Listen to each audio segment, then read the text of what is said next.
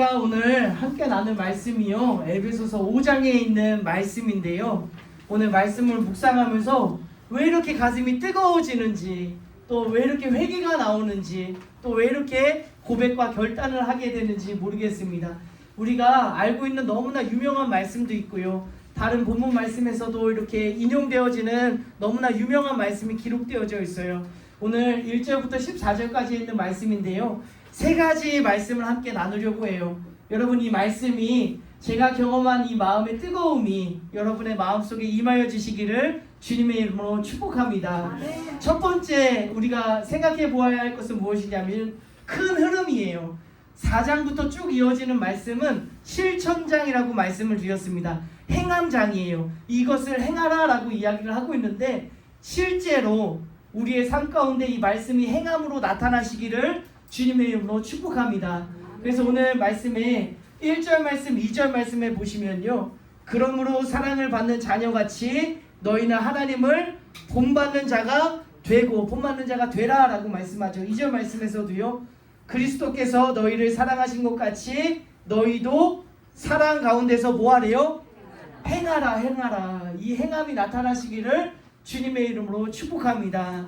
근데 첫 번째 포인트는 뭐냐면 3절에 있는 말씀이에요. 우리 3절 말씀 같이 한번 읽어보도록 하겠습니다. 음행과 온갖 더러운 것과 탐욕은 너희 중에서 그 이름조차도 부르지 말라. 이는 성도에게 마땅한 뭘 입에서 부르지도 말라고 말씀하냐면 음행과 온갖 더러운 것과 탐욕이에요.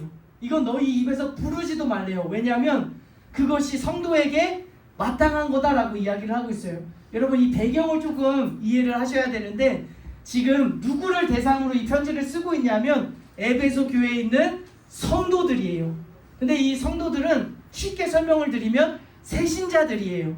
이제 막 예수님을 믿어서 예수님을 구주로 영접해서 교회 다니고 하나님 앞에 영광 올리는 그런 새신자의 삶의 모습이에요.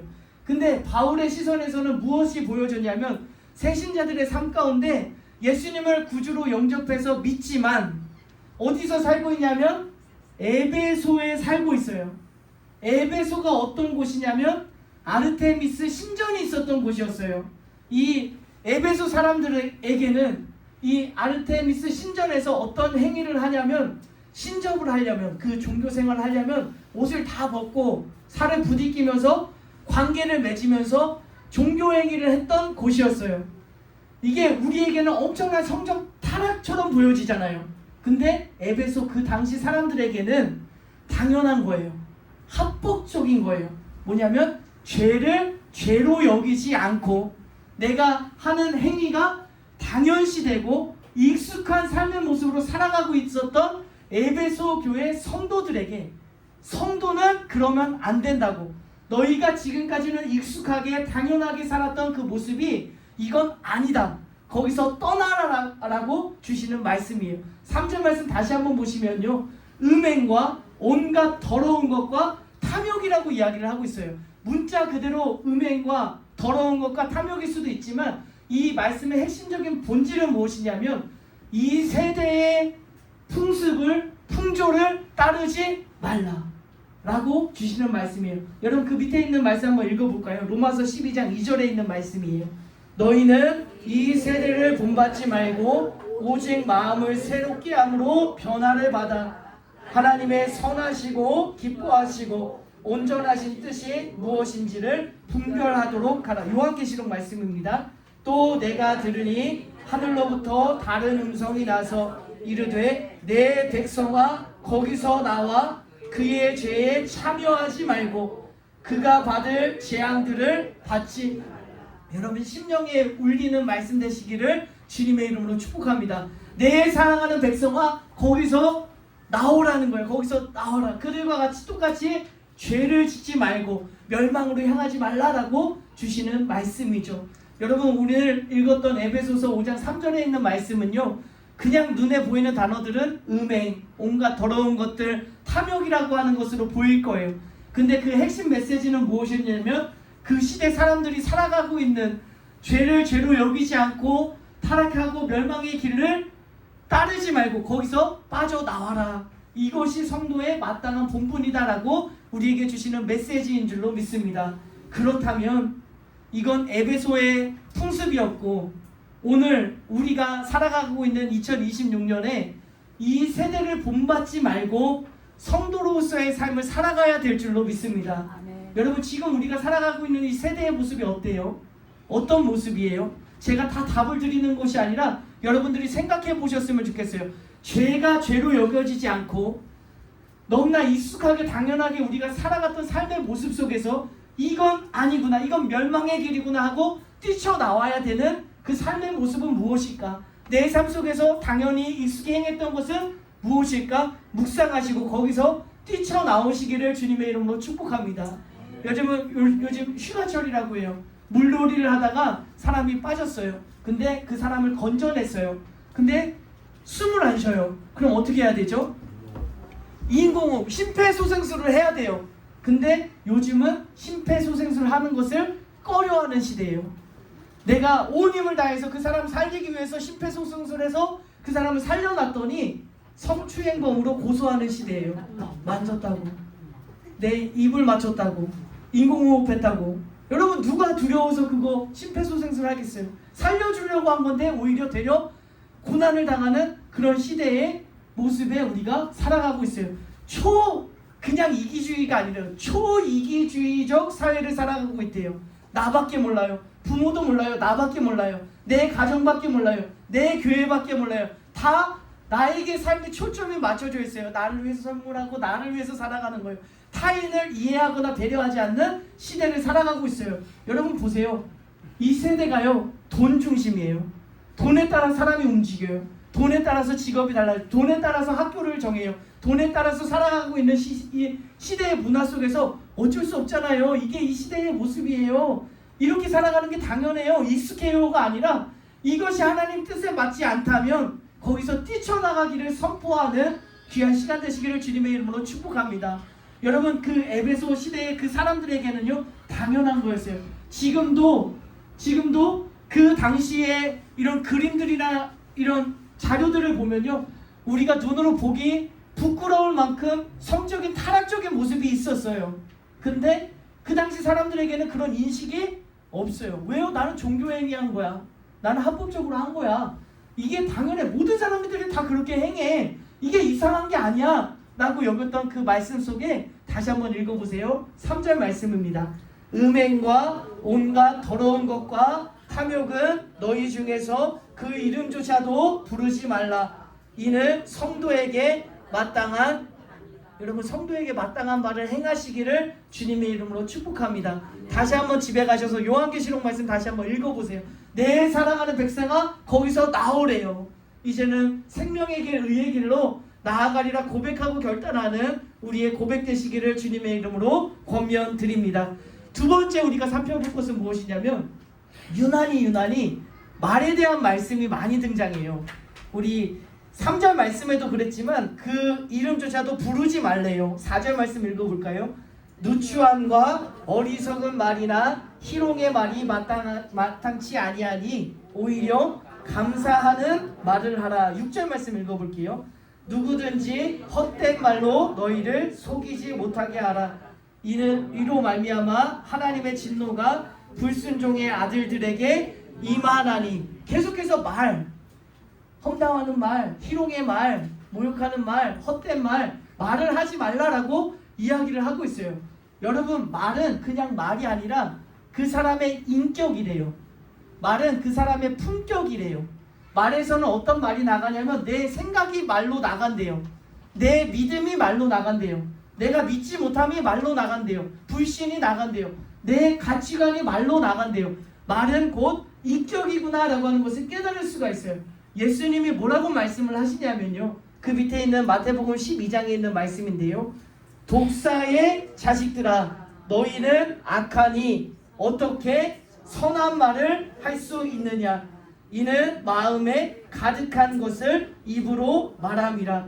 선한 사람은 그 쌓은 선에서 선한 것을 내고 악한 사람은 그 쌓은 악에서 악한 것을. 여러분 에베소에서 계속 말에 대해서 이야기를 하고 있는데요, 그냥 단순히 말에 대해서 이야기를 하고 있는 것이 아니에요. 그 본질이 무엇인가를 찾으셔야 돼요. 근데 너무나 이상하잖아요. 5절 말씀에 보라색으로 색칠을 해놨는데 한번 읽어볼까요? 하나님의 나라에서 기업을 얻지. 여러분, 우리 기독교의 구원론은 무엇이냐면 오직 믿음이에요. 오직 예수예요. 오직 믿음으로 말미암아 구원을 받는 거예요. 근데 이 말씀들의 흐름을 계속 보니까 이런 말도 하지 말고 어리석은 말도 하지 말고 희롱의 말도 하지 말고 헛된 말도 하지 마라. 왜? 하나님의 나라의 기업에 들어가지 못한다? 라고 이야기를 하고 있어요. 여러분 깊이 생각해 보셔야 될 거예요. 그러면 이거는 그냥 단순한 말이 아니라 핵심적인 말씀을 전하고 있는 건데 이 핵심이 무엇일까? 여러분 잘 생각해 보세요. 우리 4절 말씀입니다. 누추함과 어리석은 말이나 희롱의 말이 마땅치 아니하니 오히려 감사하는 말을 하래요. 여러분 이상해요. 이상해. 뭐가 이상해요? 어리석은 말의 반대말이 뭐예요? 지혜로운 말, 뭐 이렇게 아름다운 말일 거예요. 어리석은 말의 반대말이 감사하는 말이 아니에요. 그리고 옆에 있는 희롱의 말, 희롱의 말의 반대말이 뭐예요? 이렇게 높여주고 존중해주는 이런 말일 거예요. 근데 어리석은 말, 희롱의 말을 하지 말고 무슨 말을 하래요? 감사의 말을 하래요. 이게 정반대의 말이 아닌데 어리석은 말이나 희롱의 말이 아니라 감사의 말을 하라는 말씀은 우리의 문법과 우리의 생각으로는 이해할 수 없는 말이에요. 여기에 핵심이 담겨져 있거든요. 여러분 왜 어리석은 말을 하냐? 왜 희롱의 말을 하냐? 감사의 말을 하라라고 이야기한 것은 무엇이냐면 감사, 여러분 어떨 때 감사를 하게 되냐면 내가 만족했을 때 감사를 고백해요. 내가 불만족해요. 내가 뭔가 부족해요. 감사가 나오지 않아요. 근데 감사의 말을 하라라고 하는 이 말씀은 내 마음이 만족합니다. 충분합니다 라고 하는 그 고백이 담겨져 있는 말이에요. 출애굽기에 있는 말씀을 보니까요.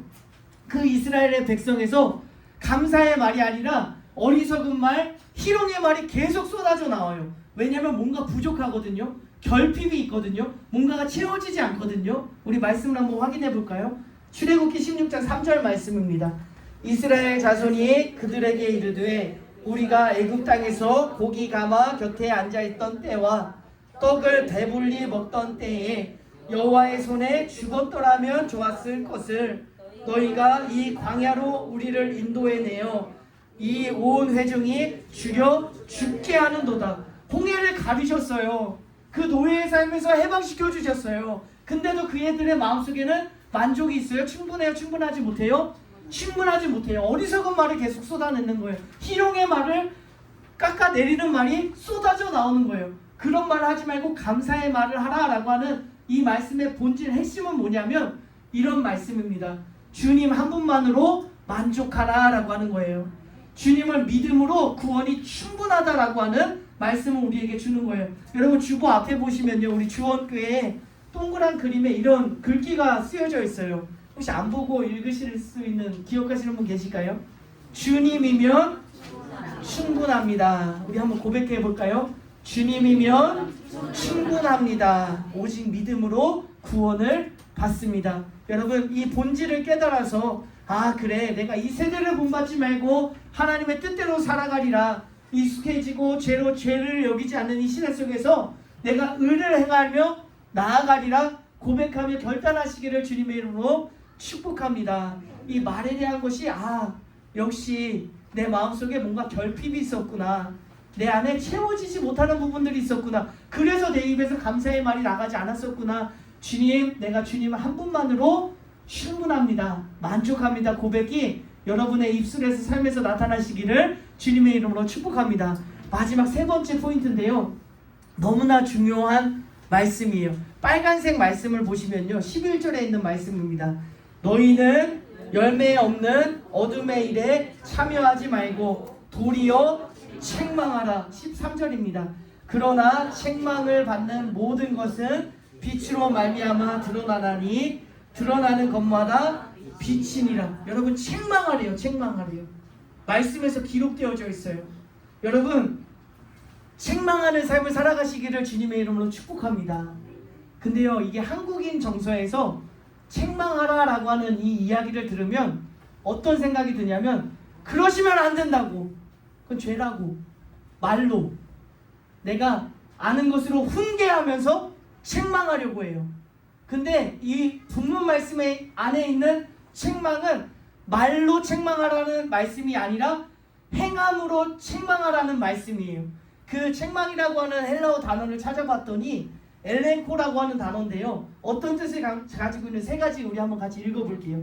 숨겨진 것을 드러내다, 확실한 증거로 깨닫게 하다, 바로잡아 회복시키다. 여러분, 이 책망하는 책망의 삶이 여러분의 삶을 통해서 책망되시기를 주님의 이름으로 축복합니다. 여러분, 오늘 본문 말씀에 계속 행함에 대한 말씀이에요. 근데 이 행하라 라고 말씀하신 본질은 무엇이냐면 책망하라는 거예요. 책망하라.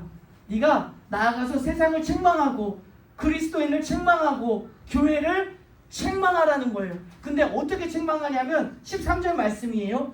그러나 책망을 받는 모든 것은 빛으로 말미암아 드러나나니 드러나는 것마다 뭘로 책망하래요? 빛으로 책망하래요. 우리 죄송합니다. 우리 김민문 권사님 불을 한번 다 꺼주시겠습니까? 여러분 잘 보세요. 불이 꺼졌어요. 환해요? 어두워요? 어두워요. 우리 그리스도인들은요, 어둠에서 빛으로, 죽음에서 생명으로 인도해내야 되는 삶이에요. 그러면 지금 이 어둠에서 우리가 빛으로 나아가려면 어떻게 해야 되냐면, 어떻게 책망해야 되냐면, 권사님 어둠에 있으시면 안 된다고, 빛으로 나아가자고 이렇게 말을 하잖아요, 우리는. 그런데 이 성경에서 오늘 본문 말씀에서는 이 어둠에서 우리가 나가게 하려면 어떻게 하라라고 이야기를 하냐면, 내 안에 있는 빛을 비추라는 거예요. 우리 빛을 한번, 불을 다시 한번 켜주시겠습니까? 말을 하지 않았는데 우리는 어둠에서 지금 빛으로 나왔어요. 나오셔야 된다고 우리가 책망하거나 훈계하지 않았는데 단순히 빛이 켜짐으로 말미암아 지금 우리가 어둠에서 빛 가운데 거하게 되어져 있어요. 그러니까 이 말씀의 뜻하는 바는 무엇이냐면 내 안에 있는 그리스도의 빛을 비추라는 거예요. 여러분, 그 말씀이 너무나 유명한 말씀이잖아요. 한번 읽어볼까요? 8절 말씀입니다. 너희가 전에는 어둠이더니 이제는 주 안에서 빛이라. 빛의 자녀들처럼 행하라라고 하신 말씀의 핵심은 뭐냐면 책망하라는 거예요. 어둠 속에서 우리의 빛을 비춤으로 말미암아 그 어둠에서 다시 건져나오고 회복되어지고 깨닫게 하라, 확실한 증거를 보여줘라 라고 책망하라 라고 주시는 말씀이에요. 어떤 말씀이냐면요, 제가 지어낸 이야기예요. 제가 실제로 있는 이야기가 아니라 제가 친구들을 만났어요. 그 자리에서 다 아내들 흉을 보고 험담을 하는 거예요. 우리 아내는 이렇고 우리 아내는 이렇고. 저도 그 자리에 껴가지고요, 우리 아내도 그래, 우리 아내를 험담하고 낮췄어요. 이게 죄라고 여겨지지 않고 그렇게 했단 말이에요. 근데 어느 날 이 아내가 같이 부부동반 모임에 갔는데 자꾸 저를 치켜 세워주는 거예요. 우리 남편은 이렇고요, 이렇게 자상하고요, 설거지도 잘하고요, 이렇게도 하고요, 이렇게도 애도 잘 보고요, 칭찬을 해주는 거예요. 근데 제가 당신 그러면 안 돼, 험담하면 안 돼 라고 하는 그 질책보다 너무 부끄럽네. 나는 이렇게 험담하고 낮추고 조롱했는데 이 사람은 나를 이렇게 치켜 세워주네. 내 삶의 모습이 너무나 부끄러운 거예요. 여러분, 이 모습이 빛으로 어둠을 이기는 모습이에요. 이렇게 책망하라라고 이야기를 하고 있는 거예요. 여러분 잘 생각해 보세요. 사람들이 막 험담하고 있어요. 뒷담화 까고 있어요. 그때 현식이가 딱 왔어요. 야, 일로 와봐, 재밌는 얘기 있어. 우리 다 같이 우리 막 하면서 더 분위기가 즐거워지는 분위기인지, 아니면 험담하고 있는데 현식이가 딱 왔더니 야, 하지마 현식이 왔어. 야, 쟤 또 이상해, 또 험담한다고 다 뒤집어 엎을 것 같아. 하지마 이런 분위기인지, 여러분이 갔을 때, 여러분이 그 모임에 있을 때 거짓말을 하는 분위기가 더 신이 나서 더 누군가를 낮추고 험담하는 분위기가 되는지, 아니면 분위기가 싸해지면서 야, 그러면 안 돼, 하지마 좀 이따 해, 쟤 가면 해, 그렇게 되는 분위기인지를 살펴보라라고 우리 말씀이 다시 한번 주어지는 말씀인 줄로 믿습니다. 여러분, 우리 주원교회의 사명이 되었으면 좋겠어요. 우리 주원교회를 통해서 이 세상을 책망하셔야 돼요. 지금도 썩어져가고 지금도 타락되어져 가고 있는 교회들 가운데 우리의 빛으로 말미암아 그 세상에 책망이 임할 수 있는, 빛으로 변화시킬 수 있는 능력이 나타나시기를 주님의 이름으로 축복합니다. 세상은요, 멋진 정장 깨끗한 옷이 멋있어 보이는 시대예요. 근데 우리는 어떤 것으로 그들을 부끄럽게 해야 하냐면 주님을 위해서 일하다가 닳고 다른 허름한 이 옷 하나가 그들의 마음을 부끄럽게 하고 예수님 앞에 바로 설 수 있도록 인도하는 삶이 되시기를 주님의 이름으로 축복합니다. 누구나 돈이 있으면 직분을 돈으로 살 수 있는 시대를 살아가고 있어요. 근데 가난해서 돈이 없어서 직분도 없는 성도가 온 힘을 다해서 봉사하고 헌신하는 그 모습이 그 어떤 사람들에게는 마음에 찔림이 되고, 아, 너무 부끄럽다, 내가 이렇게 살면 안 되지, 내가 이렇게 하나님 앞에 나아가면 안 되지라고 하는 책망할 수 있는 우리 삶이 되시기를 주님의 이름으로 축복합니다. 그래서 세상 사람들에게 나아가서요, 이렇게 해야 됩니다, 저렇게 해야 됩니다가 아니라 우리의 삶이에요. 정말 어려운 사람들 앞에서 우리의 이 작은 손으로 그들에게 예수의 사랑을 전할 때 이 세상이, 아, 이게 어둠이었구나, 빛으로 나아가야 되겠구나 깨닫게 하는 그 사명을 감당하며 나아가시기를 주님의 이름으로 축복합니다. 제가 잠깐 기도하겠습니다. 하나님, 오늘 에베소 5장에 있는 이 말씀을 통해서 세 가지 말씀을 함께 나누었습니다.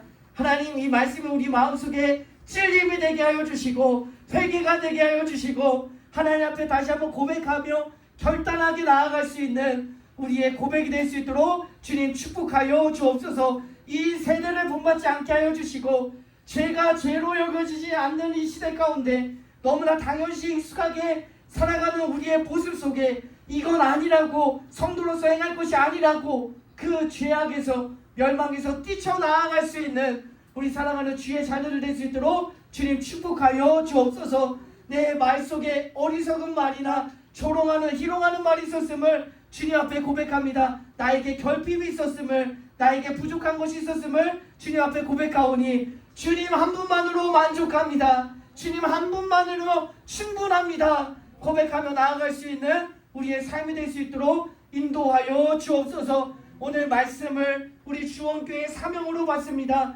책망하라, 책망하라. 우리의 삶으로, 우리 안에 있는 예수 그리스도의 빛으로 이 세상을 타락되어져 가고 있는 이 그리스도인과 교회의 모습 속에 빛을 드러낼 수 있는 우리 주원교회 될 수 있도록 축복하여 주옵소서. 그 길을 걸어가는 여정이 비록 힘들고 외롭고 고독한다 할지라도 주님께서 우리를 붙들어 주심을 믿사오니 강하고 담대히 걸어가게 하여 주옵소서. 우리 주원교회를 축복하여 주옵소서. 나사렛 예수 그리스도의 이름으로 감사하며 축복하며 기도 올려 드립니다.